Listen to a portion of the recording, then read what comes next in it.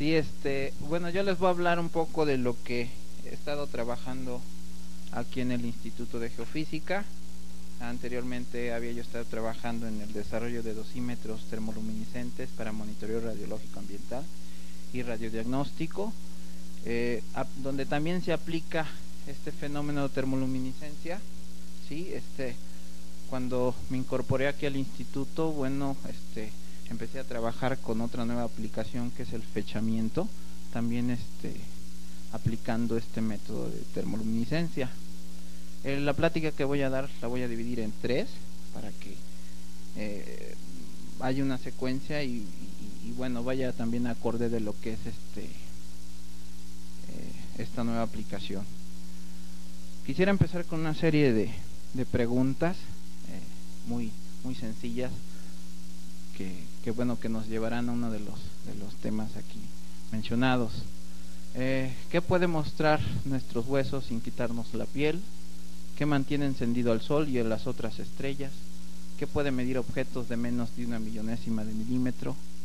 ¿Qué nos puede curar pero al mismo tiempo nos puede matar? ¿Qué puede producir suficiente energía para mantener operando un submarino por más de 40 años sin recargar combustible? Pues estas son las radiaciones, ¿sí? Las radiaciones nos pueden hacer esto y mucho más. La siguiente. Bueno, pues las radiaciones son parte de nuestra vida cotidiana, más de lo que podemos suponer. El ser humano ha sido atraído por el estudio de este fenómeno desde su descubrimiento hasta nuestros días. Su entendimiento nos ayuda a comprender cómo funciona nuestro universo.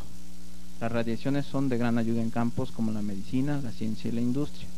Su correcta aplicación nos hace la vida más cómoda. En el afán de continuar desentrañando los secretos de este fenómeno, el hombre ha producido artificialmente las radiaciones. Podemos decir que ya son parte esencial del conocimiento del hombre. Bueno, la primera pregunta que nos surge, ¿qué es la radioactividad? Es la emisión de partículas o energías provenientes de átomos inestables. Entendamos por esto partículas como algo tangible que tiene masa y energía, bueno, pues sin masa. Bueno, ¿y qué es un átomo inestable? Bueno, pues es un átomo inestable es un átomo que por su diferencia entre el número de protones y neutrones tiene una repulsión de cargas, causando que su núcleo se desintegre. Esa es una definición. Bueno, y aquí les presento una de las precursoras en el estudio de la reactividad, que fue María Sklodowska-Curie, de origen polaco. Ella fue la que de hecho bautizó el nombre con radioactividad. Sí, ella estudió en la Sorbona. Su proyecto de tesis fue continuar con los estudios que otro físico francés, Henri Becquerel, él fue el que descubrió los rayos X y las radiaciones, pero no sabía qué eran ni cómo se producían ni nada. Entonces ella le interesó mucho ese fenómeno y bueno, siguió andando más en ello, descubrió elementos nuevos como el polonio y el radio. El polonio precisamente lo tomó como nombre de su país natal. Y bueno, ella fue una de las precursoras en el estudio de la reactividad junto con su esposo Pierre. Y bueno, lamentablemente ella murió a causa de la exposición a esas radiaciones a lo largo de su vida. La siguiente. Primero vamos a entender un poco qué son las radiaciones y hablar un poquito de los átomos. ¿Sí? Bueno, imagínense un átomo de helio donde tenemos un núcleo, ¿sí? Donde el núcleo tenemos protones, carga positiva, neutrones sin carga y electrones que giran alrededor de él con carga negativa. Entonces un átomo de helio, digamos, se representa por su símbolo, que es He, y con dos numeritos entre muchos otros. Uno que es el número atómico, que representa el número de protones, ¿sí? En este caso serían 2, por eso el número 2, y otro que es su masa atómica, o número de protones más número de neutrones. En este caso podemos contar que son 4 y tenemos el número 4, ¿sí? Entonces este es como representamos un átomo. Y bueno, Pero también los átomos tienen sus diferentes, digamos, versiones, por llamarlas de alguna manera, a las que se le denominan isótopos. Por ejemplo, en el caso del hidrógeno, este elemento tiene 3 isótopos. Son los únicos que tienen nombre, que serían el proteo, deuterio y tritio, ¿sí?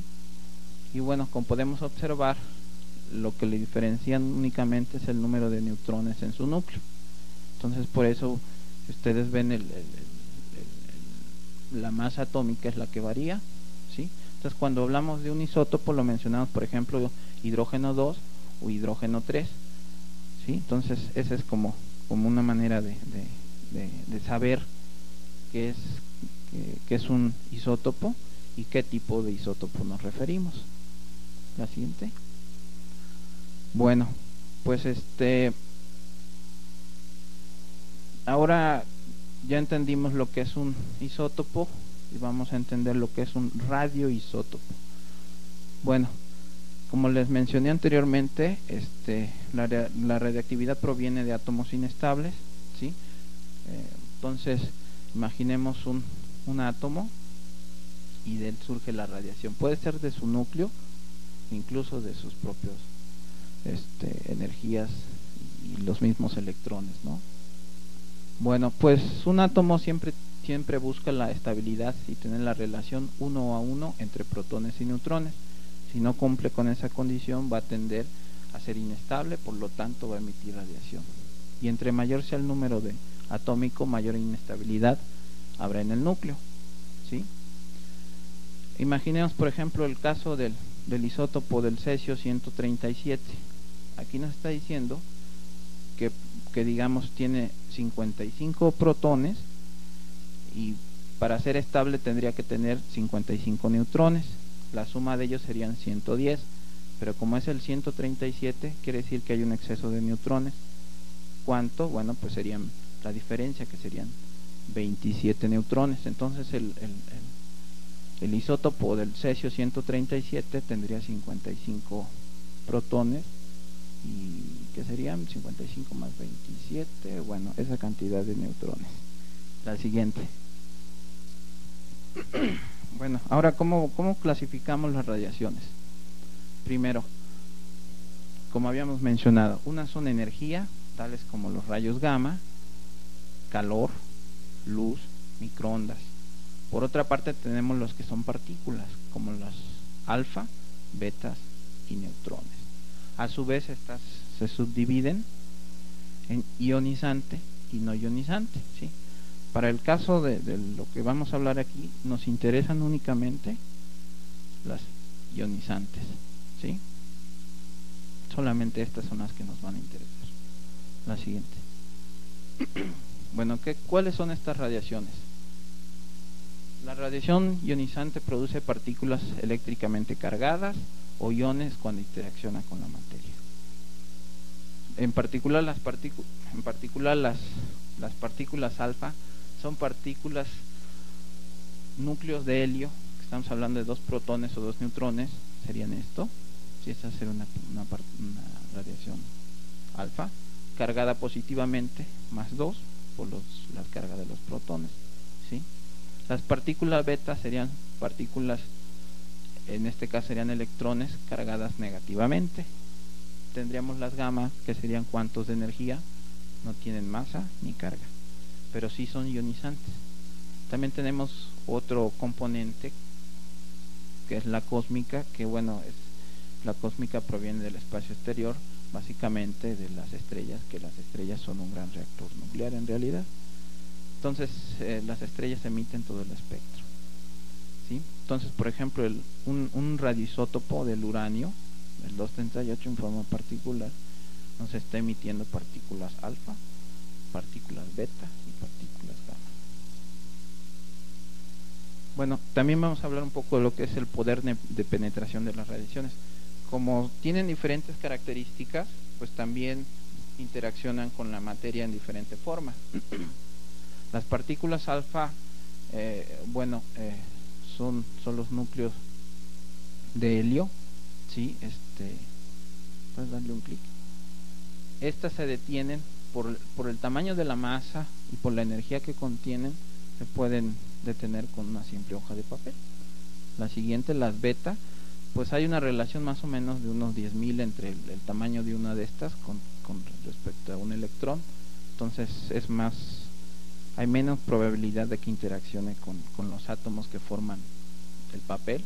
Entonces tienen más poder de penetración, ¿sí? Entonces pueden atravesar, digamos, una hoja de papel, pero una lámina de acrílico es suficiente para detenerlas.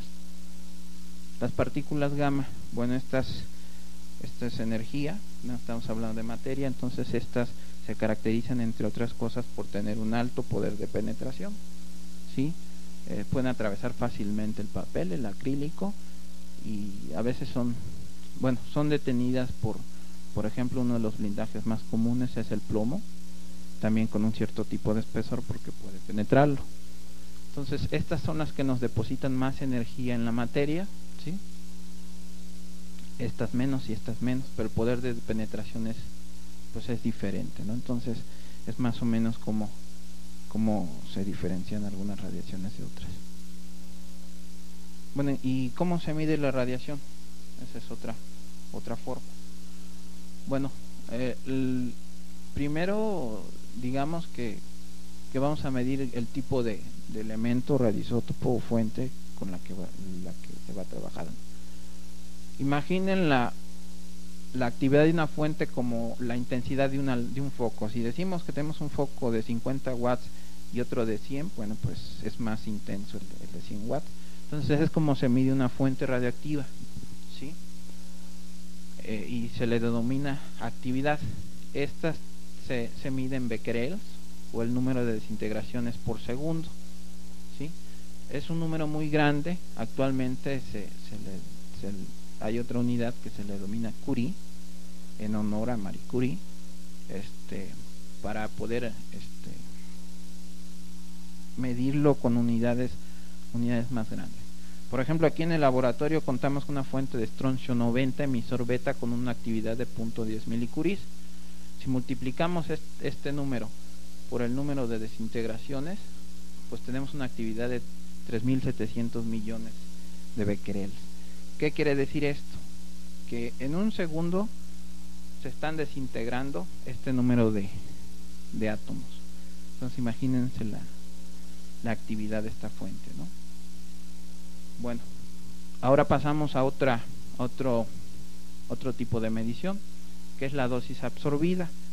Y la dosis absorbida se mide en Gray, que es la energía depositada por kilogramo, ¿sí? ¿Qué tanta energía se deposita de la radiación que incide en un kilogramo de masa, ¿sí?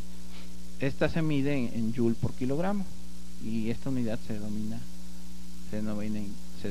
Gray, ¿sí? Ahora, la otra es cómo interacciona con la materia. A esa la llamamos dosis equivalente, que sería, digamos, la dosis absorbida por un factor que le llamamos de ponderación. ¿Por qué? Porque si recuerdan, no es lo mismo que este cuerpo sea bombardeado por gamas, que lo podían atravesar fácilmente, que alfas, donde prácticamente se quedaría nada más en esta superficie. Entonces hay unos factorcitos que se le llama de ponderación, o Q, donde podemos ahora sí medir el efecto que tienen las radiaciones sobre un cuerpo. Las unidades se le llaman Sievert, ¿sí? Y estas más están en función de los efectos biológicos. A veces ustedes han escuchado que cuando se habla de protección radiológica, cuáles son los límites de exposición de dosis a pacientes, a personal ocupacionalmente expuesto. Entonces la manera de medirlos pues es en sieverts. Entonces los límites son tantos sieverts al año. Entonces esta es una manera de medirlo. La siguiente. Bueno, pues en la naturaleza existen varios isótopos naturales y artificiales, ¿sí? Aproximadamente, digamos, hay unos 2.000 isótopos, de los cuales el 70% son artificiales, los otros 50, el resto son de origen natural. Entonces en la Tierra están distribuidas radioisótopos como los del uranio 238, el torio 232 y el potasio 40. Existen otros como el rubidio 87 y el samario 147, pero estos son los más abundantes, los que tenemos en la naturaleza. Sí, estos bueno, pues los encontramos en todos lados. Los podemos encontrar en el espacio, en las montañas, desiertos, nuestras ciudades, incluso en las casas y dentro de nuestro propio cuerpo. Por ejemplo, saben que el plátano contiene mucho potasio, ¿sí? Pues del potasio que consumimos, digamos, en un plátano, el del 100% del potasio que consumimos se divide en tres de sus isótopos. Uno es el potasio 39, que es el 93.3% del potasio que se consumió. El potasio 41, que es 6.6883%, pero también estamos consumiendo otro isótopo, pero este ya es radioisótopo. El potasio 40, estamos consumiendo el 0.0117% de un radioisótopo. Entonces es parte de nuestra vida, estamos hechos, nuestros huesos, nuestra carne, todo contiene radioisótopos, ¿sí? Entonces estamos ingiriendo también radioisótopos, nosotros mismos irradiamos pues sí, radiación, ¿no?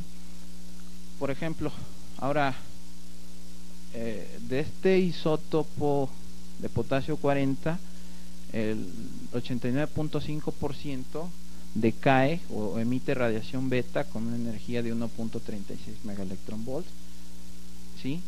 Es inestable, entonces al emitir esta radiación, ¿sí?, decae a calcio 40, que ya es un isótopo estable, ya no va a emitir radiación. Por otro lado, también el átomo de potasio 40 puede estar emitiendo gamas, ¿sí?, a este porcentaje, y bueno, ahora va a decaer argón 40, también estable. Estos son los más abundantes, pero aparte tienen otra característica muy importante: su vida media. La vida media, por ejemplo, del potasio 40 es de aproximadamente 1.250 millones de años. ¿Qué estamos viendo esto? Bueno, pues durante este periodo de tiempo el potasio va a reducirse a la mitad su intensidad. Si lo volvemos a hacer una analogía con un foco, pues si era un foco de 100 watts, en este periodo de tiempo vamos a tener un foco de 50 watts. En este mismo periodo de tiempo más, de 50 watts se va a volver a 25 watts, no va a desaparecer, sino que va disminuyendo a la mitad. Entonces es una fuente constante de radiación la que está emitiendo este radioisótopo de potasio 40. Sí, estos otros también andan en ese orden de miles de millones de años. Al siguiente. Pues existen radiaciones naturales, como les comentaba, de los radioisótopos que están en la naturaleza, y también las radiaciones artificiales. ¿Cuáles son las artificiales? Pues las que tienen que ver con la mano del hombre. Por ejemplo, en la medicina tenemos la radioterapia, ¿sí?, el hombre es capaz de producir. En la ciencia, en un acelerador de partículas. En una central nuclear, Laguna Verde, también estamos produciendo radiaciones. En telecomunicaciones también estamos produciendo radiaciones artificiales. En armas, también armas nucleares, estamos produciendo también radiaciones. Incluso en un microondas, sí, también son radiaciones artificiales. Estas dos prácticamente caen dentro del espectro electromagnético, son más que nada energía. Aquí se están, entre otras cosas, produciendo, bueno, también se produce una variedad de radiaciones, materia y energía. Estas más que nada son partículas las que están produciendo. Bueno, la otra parte es el fenómeno termoluminiscente. Ya vimos lo que es una radiación, más o menos cómo se clasifica. Y bueno, ahora, ¿qué tiene que ver las radiaciones con el fenómeno de termoluminiscencia? Bueno, pues el fenómeno de termoluminiscencia, se entendería como el fenómeno que exhiben ciertos sólidos al ser irradiados con radiación ionizante y posteriormente sometidos a calentamiento por debajo de su temperatura de incandescencia, observándose una emisión de fotones, ¿sí? Esto es, imaginen que tenemos un diamante y lo acercamos a una fuente de radiación ionizante, ¿sí? Lo estamos irradiando. Siguiente. Ahora llevamos nuestro diamante a un horno, a una estufa, ¿sí? Aplicamos calor y lo que vamos a ver es que va a empezar a emitir fotones de luz. Esto es como se vería el fenómeno de termoluminiscencia. Curiosamente fue descubierto por Robert Boyle también en 1860, no recuerdo bien. Y la historia cuenta que una vez iba a regalarle a su esposa un diamante por un aniversario. Entonces se fueron a la intimidad de su habitación, apagaron la luz y curiosamente empezó a notar emisiones luminosas del diamante que le había regalado a su esposa, y pues fue algo curioso. La temperatura quién sabe, pero empezó a observar eso, ¿no? De ahí surgió la curiosidad de Robert Boyle por empezar a ver ese fenómeno, y ese fenómeno que observó pues fue la termoluminiscencia. Bueno, ahora ¿qué es la termoluminiscencia?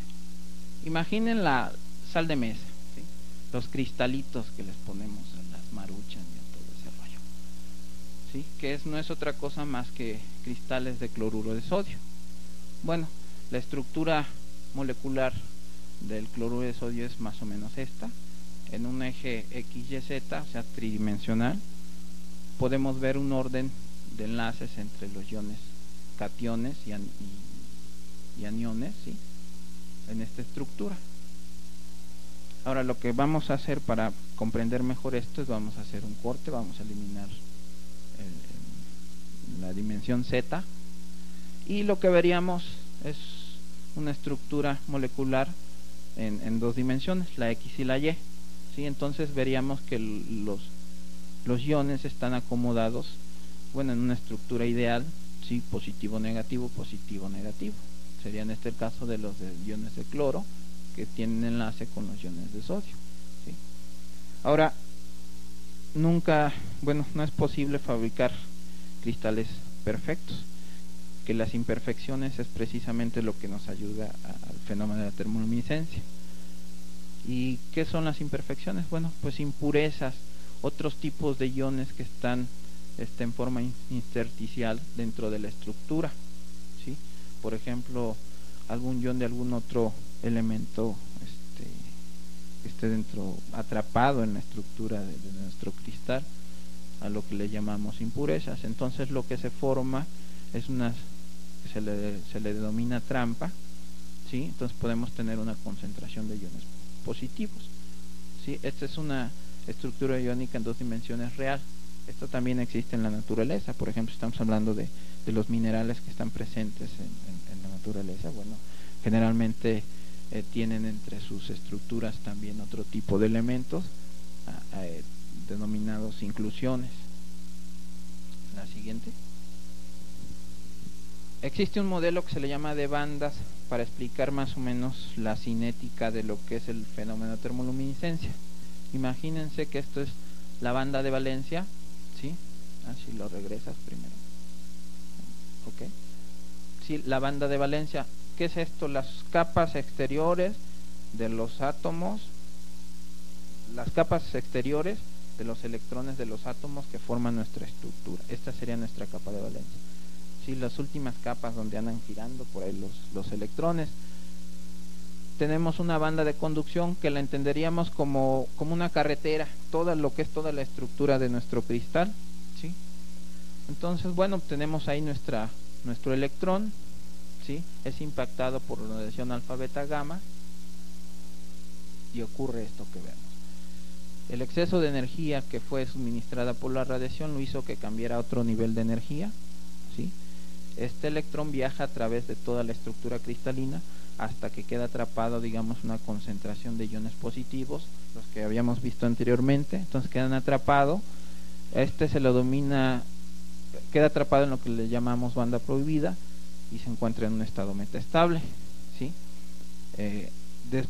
Aquí va a estar atrapado nuestro electrón.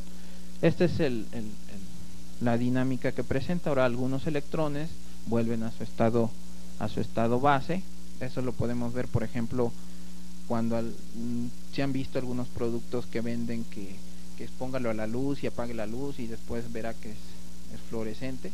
Pues es más o menos el mismo mecanismo, sí, pero para la termoluminiscencia nos tiene que quedar atrapado el electrón, ¿sí? Entonces, cuando nosotros le proporcionamos energía, este regresa a su estado base y el exceso de energía vuelve a emitirlo en forma de fotón, ¿sí? Es lo que nosotros veríamos. La siguiente. Bueno, los fotones que vamos a medir, ¿sí? Los medimos también en un espectro que le llamamos termoluminiscente, también en 3 dimensiones. Uno es la temperatura a la que estamos calentando nuestra muestra, otra es la intensidad o cantidad de fotones que está emitiendo, y la otra es la energía de emisión de los fotones o longitud de onda de los fotones, ¿sí? Entonces este es nuestro espectro termoluminiscente. Ahora, generalmente vamos a medir fotones que estén entre una longitud de onda de aproximadamente de 400 a 700 nanómetros, ¿sí? ¿Por qué? Pues porque si medimos más hacia acá estamos cayendo en el infrarrojo, y por ejemplo cuando calentamos un clavo, lo metemos a la lumbre, vemos que empieza a brillar. Nada tiene que ver con termoluminiscencia, sino que ya es incandescencia. No tiene que ver con la interacción de radiación ionizante sobre la materia, sino por efectos interatómicos. Entonces vemos que el clavo se pone, digamos, al rojo vivo y va a empezar a emitir luz, fotones, y esos fotones nada tienen que ver con la termo, sino es incandescencia. Por eso nada más vamos a medir fotones con esta longitud de onda. La siguiente. Materiales termoluminiscentes. Bueno, existen los artificiales, sí, como estos que vemos aquí. Yo un tiempo trabajé en el desarrollo de estos dosímetros.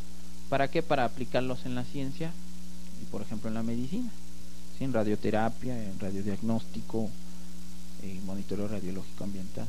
Estos son dosímetros producidos por el hombre, ya muy bien caracterizados. Por ejemplo, la estructura es de fluoruro de litio y las impurezas son magnesio, cobre y fósforo más politetrafluoroetileno. Tenemos otro de sulfato de calcio y las impurezas son disprosio. Esto ya está muy bien caracterizado.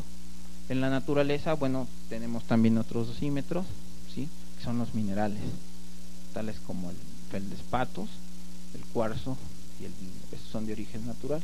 Y para el fechamiento, estos son los que nos van a interesar. La siguiente. Bueno, la última parte es lo que es el fechamiento por termoluminiscencia, que es a lo que me he estado dedicando últimamente bueno, poner a punto y aplicar algunas técnicas y métodos para fechar muestras de origen geológico y arqueológico. ¿Qué tipo de muestras? Bueno, en algunas que hemos trabajado, por ejemplo en zonas arqueológicas, se hacen excavaciones. Sí, en estas excavaciones pues se encuentra material cerámico, que este es lo que vamos a fechar, la edad de nuestras piezas, ¿sí? ¿Qué se va a fechar? Bueno, pues la cocción. Se me olvidó comentarles que digamos, la termoluminiscencia es un método que es destructivo, o sea, se borra la señal, ¿sí? Cuando nosotros tomamos lectura y observamos el espectro, nuestro material queda en blanco y empieza otra vez a almacenar señal. Entonces nuestro método es destructivo en cuanto a la señal termoluminiscente, no que se destruye en la muestra. Entonces desde ese momento va a ser el punto inicial de fechamiento. Entonces podemos fechar cerámicas, ladrillos digamos, con los que se pueden fabricar también construcciones. Y otra vertiente es las pruebas o exámenes de autenticidad, ¿sí? Eso es en cuanto a muestras arqueológicas. Y bueno, todo lo que tenga que ver con material que contenga minerales y que han sido cocidos, ¿no? Por ejemplo, un horno donde propiamente también se cocían piezas, también se puede fechar ese horno. ¿Por qué? Pues porque contiene barro y ese barro contiene minerales, entonces se va a fechar, digamos, el horno, ¿sí? En cuanto a muestras geológicas, bueno, pues aquí también hay una gran variedad de tipos de muestras que se pueden fechar. Por ejemplo, las edades de formación de un flujo de lava, ¿sí? De un depósito de caída, de cenizas. Entonces podemos fechar la roca o el flujo, y bueno, podemos también determinar cuándo ocurrió esa erupción. También lo que son sedimentos lacustres, sedimentos en lagos, en desiertos. Aquí no se va a fechar la edad de formación del mineral, ¿sí? Sino que cuando se depositó, digamos, en el lago o por ahí por efectos de transporte, por erosión, de viento, etcétera. Entonces lo que nos interesa fechar es cuando se depositó ahí. También se puede hacer por eso. Como bueno, se le denomina última exposición a la luz solar, ¿sí? Porque también la luz, como forma de energía, puede liberar esos electrones y puede ocurrir el proceso de termoluminiscencia. Desiertos, al fechar las dunas, impactos de meteorito, vienen una gran velocidad, impactan la tierra y también generan altas temperaturas. Entonces ahí lo hacen, es un borrado de la señal tele de los minerales que están presentes en esta parte. Entonces uno fecha la edad de calentamiento del impacto, y con eso pues podemos correlacionar con la edad en la que ocurrió el impacto. Otro, bueno, también paleosuelos son otro tipo de muestras de origen geológico. Y aquí les presento un modelo muy sencillo, pero que es muy, digámoslo así, muy básico y entendible para lo que es el fechamiento. Imagínense un caso ideal donde llueve todo el año, ¿sí? Entonces, está lloviendo todo el año. Colocamos un recipiente y lo dejamos precisamente un año. Después medimos el volumen que se tiene, eliminemos evaporación y todo ese rollo. Entonces medimos el volumen durante un año que este recipiente ha recibido, y digamos que tenemos 1 litro, ¿sí? Ahora lo dejamos un X tiempo, ¿sí? No sabemos cuánto, y medimos su volumen y tenemos 5 litros. ¿Qué edad tiene el vaso?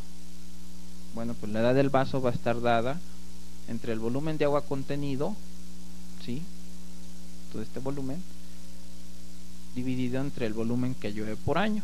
Entonces tenemos 5 litros y llueve un litro por año. Entonces la edad del vaso va a estar dada por 5 litros, que es el volumen, entre 1 litro por año, y con eso obtenemos 5 años. Esta es para comprender cómo se hace el fechamiento. ¿Y cuándo? ¿Cuál es el momento? ¿Qué vamos a fechar? Ya decimos que tiene 5 años, pero 5 años ¿de qué? ¿Cuándo empezó el cronómetro?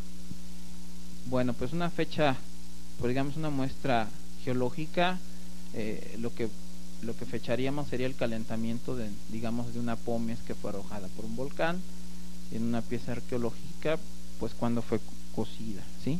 Entonces sería un tiempo cero en la edad de calentamiento, ¿sí? En este caso inicia el cronómetro con la erupción, en este caso inicia el cronómetro con la cocción, y desde ese momento se empieza a almacenar la señal tele natural en la muestra, ¿sí? Cuando se para el cronómetro, empieza a contar, y bueno, para en la actualidad. El reloj se detiene cuando tomamos las lecturas. Si no las tomamos, va a seguir almacenándose señal, ¿no? Entonces, si lo tomamos dentro de 100 años, pues obviamente la muestra va a tener 100 años más que si lo midiéramos ahorita. La siguiente. ¿Cómo se aplica esto ahora al fechamiento de muestras geológicas y arqueológicas? Bueno, pues ahora nuestro recipiente va a ser un mineral, o una cerámica, ¿sí? Nuestras nubes van a ser estos elementos, los que están abundando en la naturaleza. La lluvia va a ser las radiaciones que estos elementos están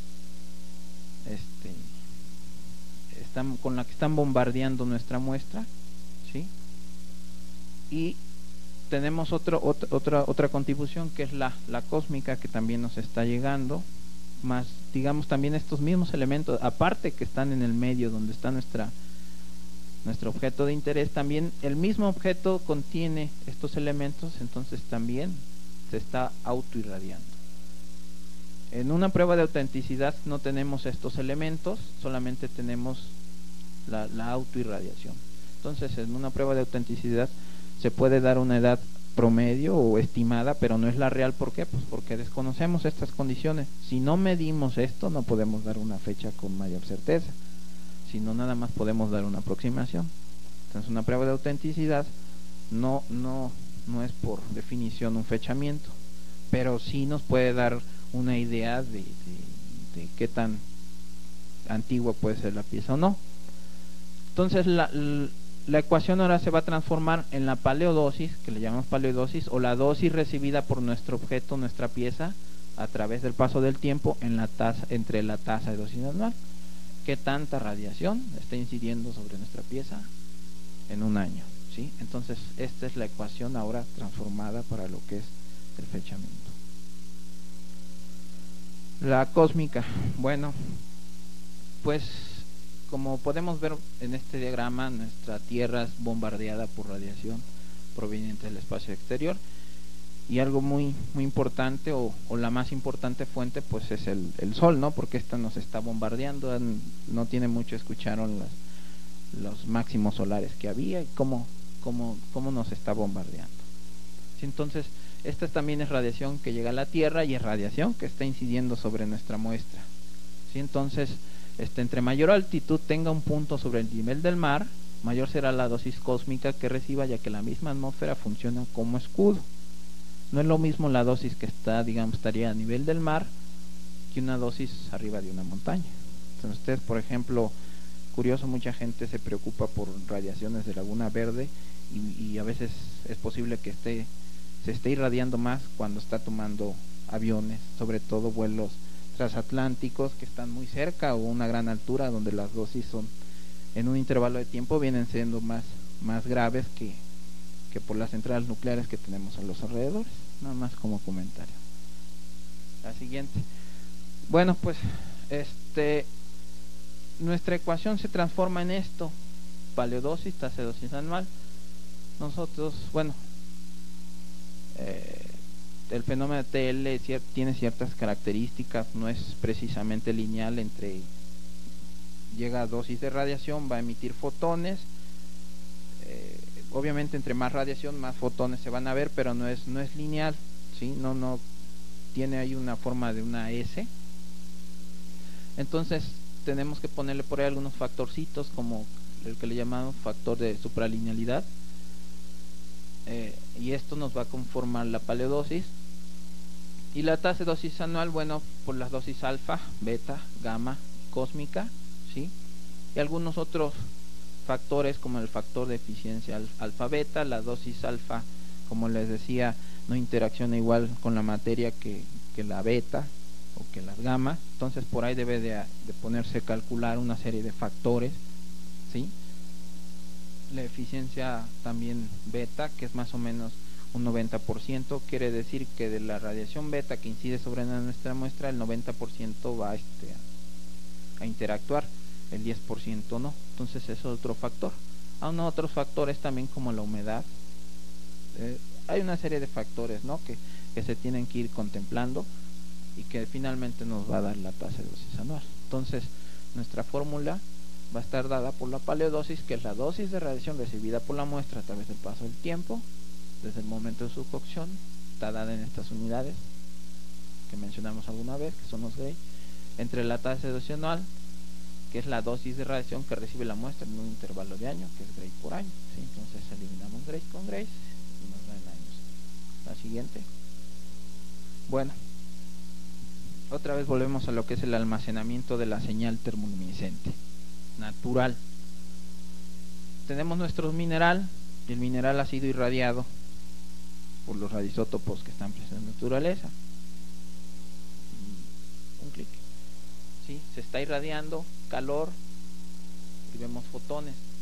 Esto es así veríamos otra vez el fenómeno TL. Pero ¿qué pasa? Que bueno, pues en la naturaleza no se está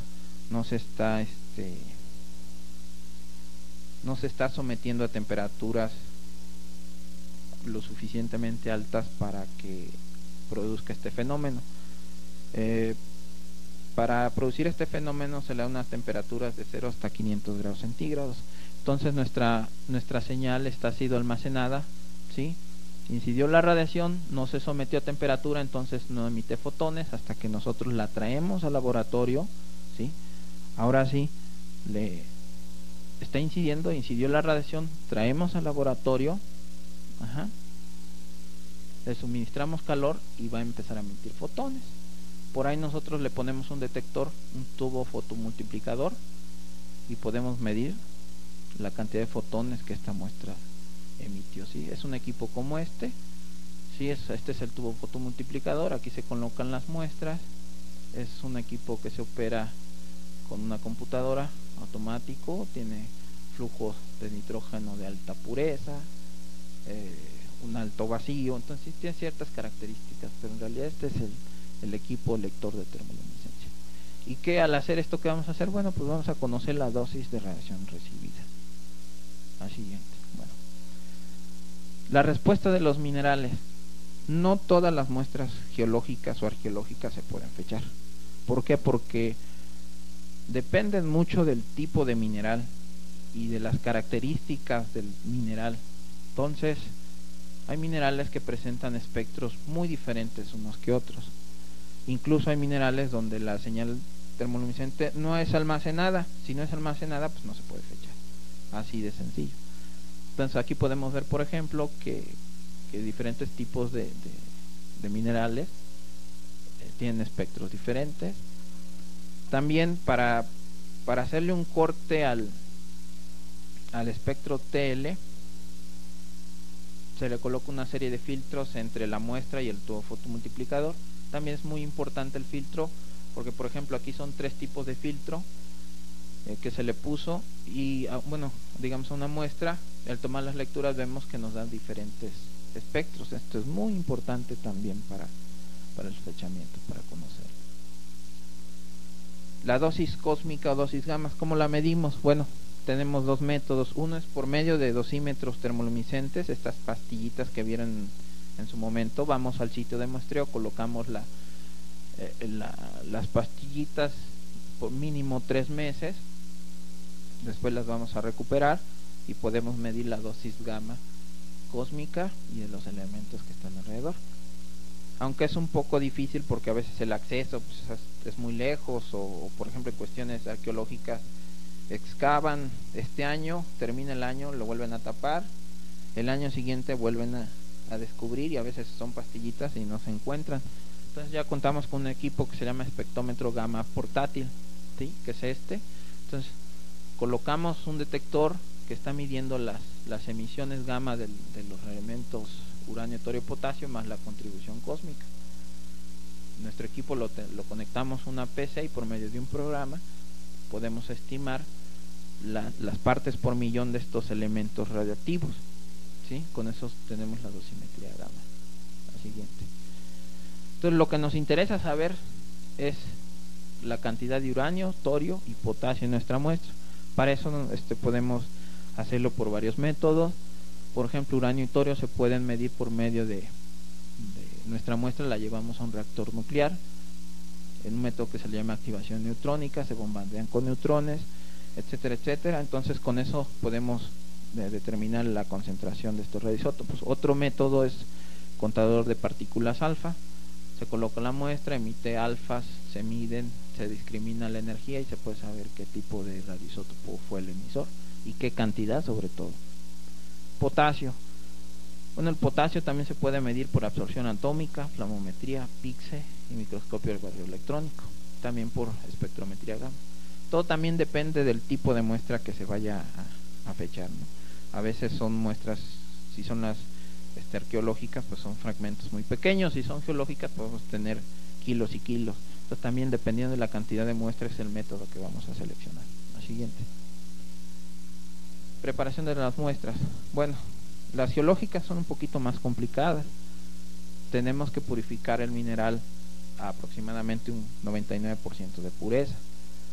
Por ejemplo, para lograr fechar algún tipo de sedimento, pues necesitamos un 9% de pureza, digamos, en un determinado mineral, donde ya conocemos cuál es su respuesta a TL. Entonces es el mineral de interés y le vamos a quitar todo hasta que nos quede esta concentración. Para eso, bueno, depende si es roca, si es polvo, depende el tipo de muestra. Bueno, pues va a ser el tipo de proceso que se le va a hacer. Molido, estos son equipos para ver su composición. Este es un equipo France que hace una separación magnética, aprovecha la diferencia de susceptibilidades magnéticas de los minerales a un campo generado por un electroimán. Con eso podemos también hacer separaciones, lo que se pueda. El chiste es lograr purificar. Proceso de fechamiento, pues para una muestra geológica se muestra en campo, análisis de la muestra, así se ve su composición, se determina qué mineral es el que vamos a separar, se hace separación, se prepara, se determina cuál es la técnica para fecharla y bueno, finalmente se analiza y se interpretan los resultados. Entonces esa es la aplicación de metodologías y técnicas. Para una muestra arqueológica, por ejemplo, pues empleamos una técnica denominada técnica de grano fino, donde tenemos aquí, bueno, dos versiones, que es el fechamiento y que es la prueba de autenticidad. Fechamiento, descortezamos la muestra, y autenticidad, pues generalmente es una perforación muy pequeña sobre alguna pieza. ¿Por qué? Pues porque no se puede destruir la pieza. Entonces se perfora con una broca de carburo de tungsteno de 2 milímetros y se obtienen aproximadamente unos 20 miligramos de muestra. Sí, con eso es suficiente para hacer estas pruebas que necesitamos. Bueno, después de extraerlo se muele a aproximadamente de 4 a 11 micras.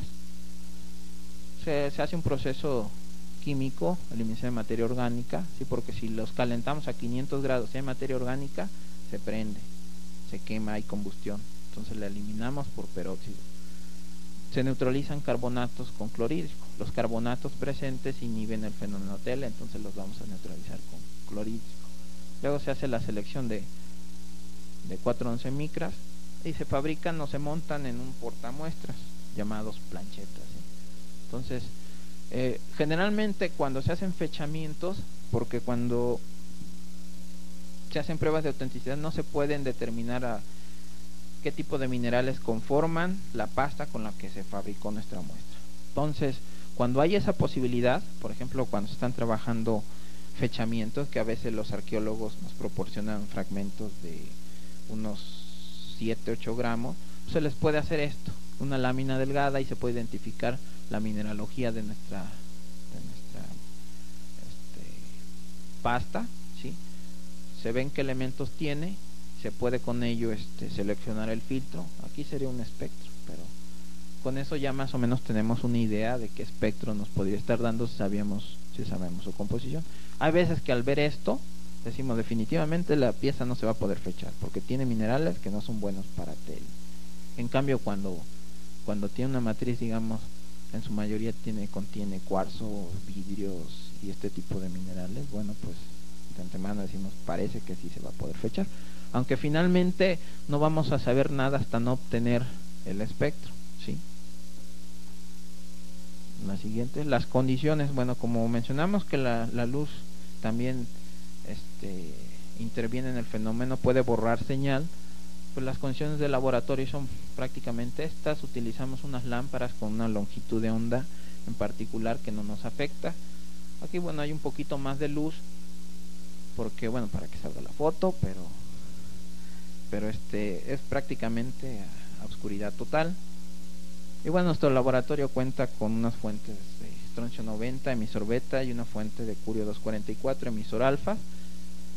Es un laboratorio que maneja material radiactivo y que, bueno, el personal tiene que tener también capacitación un poco en lo que es protección radiológica. Cumplimos con ciertas normas ante la Comisión Nacional de Seguridad Nuclear y Salvaguardias, donde presentan protocolos y hay que cumplir con todos esos requisitos. ¿Sí? Entonces, esta es una vista parcial de nuestro laboratorio.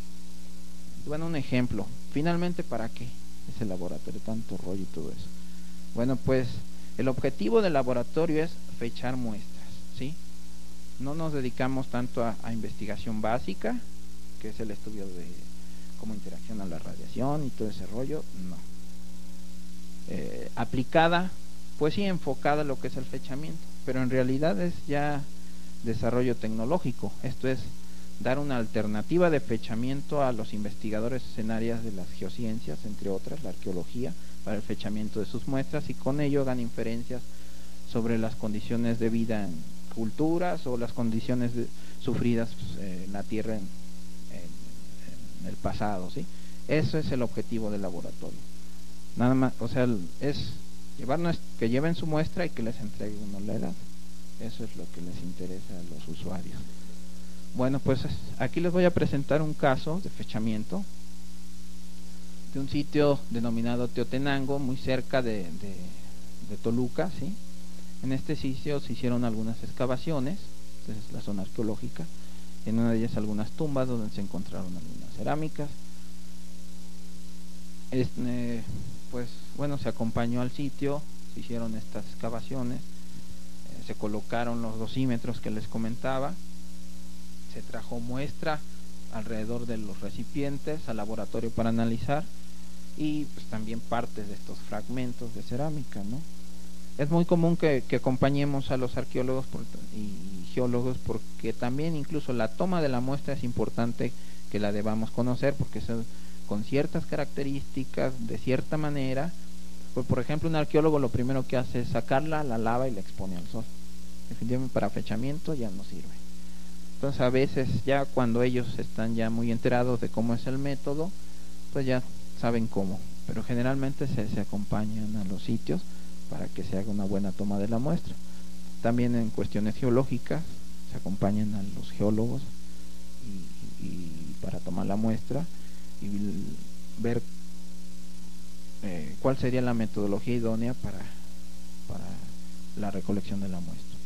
Bueno, en este caso la técnica empleada fue de grano fino, sobre una cerámica ornamental, un fragmento de una cerámica, la que se le denominó con este código T6, ¿sí? Se le aplicó el método de termoluminiscencia.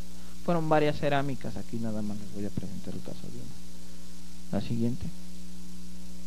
Esta es nuestra señal natural, ¿sí? Así como vino la muestra, la procesamos, la llevamos al equipo y esto fue lo que nos dio la señal natural. Para ver la paleodosis o cómo reacciona nuestra muestra a las radiaciones, pues se le tuvieron que dar dosis de radiación artificial con nuestras fuentes, dosis que le llamamos beta 1, beta 2, beta 3, beta 4, con una serie de cálculos, unas regresiones lineales, estimamos la dosis equivalente, ¿sí? Que fue esta, la siguiente.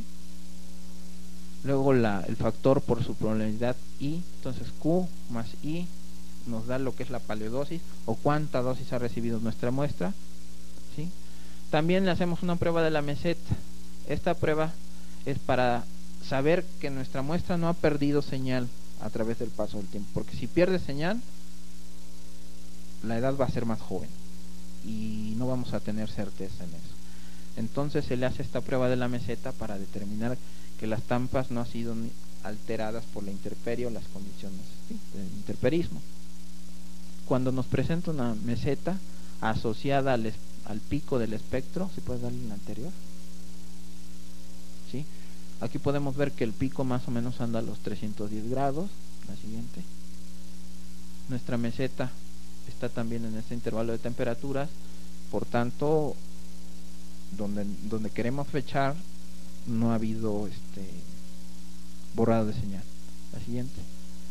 Bueno, ya por un lado ahorita las gráficas que vieron era para calcular esto, que es la paleodosis. Por otra medimos nuestros elementos uranio, torio, potasio, dosis cósmica, y todas estas nos dan la dosis alfa, beta, gamma y cósmica, y con esto tenemos la tasa de dosis anual. Sustituimos valores. 3.11 grays con una tasa de dosis, si regresas, con una tasa de dosis 3.6 por 10 a la menos 3 grays por año, ¿sí? Entonces eliminamos los grays, nos quedan años y obtenemos aproximadamente una edad en la pieza de 1197 años más menos 40 años. En este tenemos un error de aproximadamente un 4%.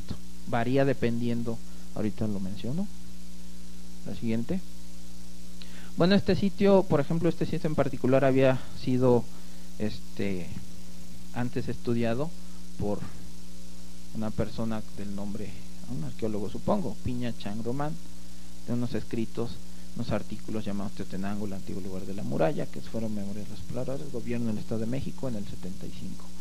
Al observar la tipología de las cerámicas, ¿sí?, pues pensaba que estaba dentro de lo que él denominó en ese sitio el periodo 2, tierra, que comprendía más o menos en el intervalo de entre 750 y 900 años después de Cristo. Nosotros obtuvimos una edad por TL de 1197 más o menos 40, y con una edad relativa en cuanto a la edad de Cristo, entre 764 y 844, correspondiente al epiclásico en este periodo por la tipología de la cerámica. Y bueno, podemos ver que el rango que encontramos en el fechamiento por termoluminiscencia pues también se encuentra dentro del rango que este arqueólogo determinó por su tipología para esta cerámica, ¿no? Entonces, con esto ya los arqueólogos pues tienen más argumentos para soportar las descripciones de las cerámicas con las que están trabajando.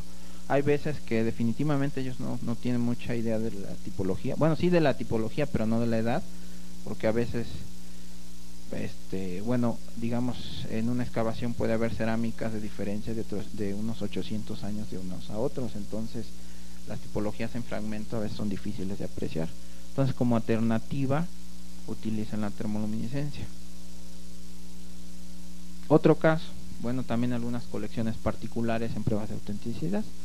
2 piezas de la misma colección, se toman su señal natural, ¿sí? Por aquí vemos que esta es la que corresponde a esta pieza, que tiene una intensidad telenatural o la señal que ha sido almacenada de 12. Se le denomina unidades arbitrarias, ¿sí? Esta es la intensidad. Entonces podemos estimar una intensidad de 12 unidades arbitrarias. En cambio, esta pieza nos presenta un pico más desarrollado, por lo tanto, y más intenso, de 1800 unidades arbitrarias. Hay más señal almacenada, por tanto nos indica de entrada que es más antigua, ¿sí? Ahora, también haciéndole cálculos sobre la tasa de dosis anual y viendo estas características, pues determinamos que esta pieza es falsa y que esta pieza es auténtica, y con esto es el fin del rollo.